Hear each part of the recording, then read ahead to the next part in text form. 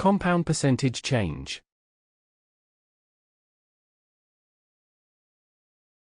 Before explaining the other type of interest applied in banking, compound interest, it would be appropriate to explain the general concept of compound percentage change.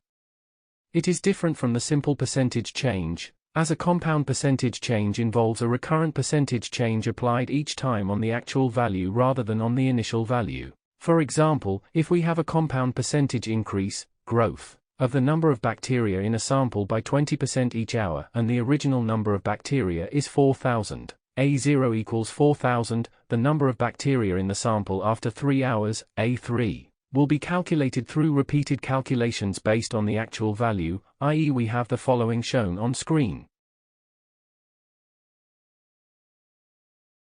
As you see, if we continue using this method, it would be a time-consuming procedure, so it is necessary to find an easier and shorter way to calculate compound percentage change. Thus, if we express the percentage change by R, as decimal, we can write the following shown on screen. Obviously, our example involved a compound percentage increase, but this method can be used for the percentage decrease, decay, as well. We just put a minus before R instead of plus. Therefore, using this procedure n times, we obtain the general formula for the compound percentage change. We have the following shown on screen. If we express the change R as a percentage instead as decimal, we obtain the following shown on screen.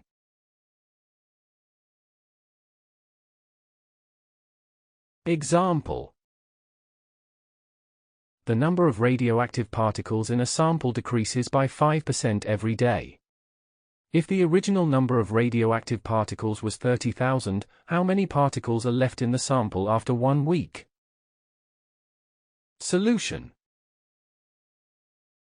since the recurrence occurs 7 times in total, once in a week, have the following clues: A0 equals 30,000.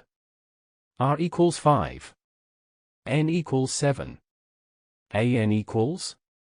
Applying the equation of recurring percentage change, we have the following shown on screen.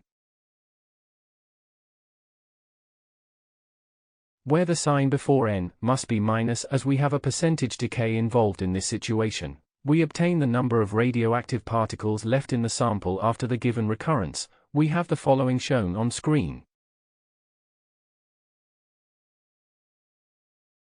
That is all for lesson 5.4.4. To continue this tutorial, please watch 5.4.5, Compound Interest.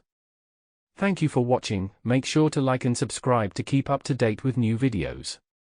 For more information, calculators, and tutorials, please visit www.icalculator.info.